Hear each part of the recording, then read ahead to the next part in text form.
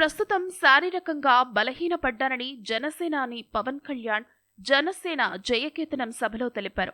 తమ్ముడు సినిమా టైంకి నాపరాళ్ళు నా గుండెలపై పగలగొట్టించేవాణ్ణి. గుడుంబా శంకర్లో 2 భుజాల మీద ఇద్దరేసి పిల్లల్ని ఎత్తుకుని తిప్పాను. చూడ్డానికి సన్నగా ఉన్నా బలంగా ఉండేవాణ్ణి. కానీ ఇప్పుడు నా 6 ఏళ్ల చిన్న కొడుకుని ఎత్తుకోలేకపోతున్నాను. కానీ మీ అందరి ఆశీస్సులతో బలం తెచ్చుకుంటాను అని పేర్కొన్నారు. ఆరోగ్యం గురించి నేను మార్షల్ ఆర్ట్స్ చేసేటప్పుడు 3 గ్రనైట్ రాళ్లు గుండెల మీద పెట్టుకొని పగలగొట్టించుకునేవాడిని.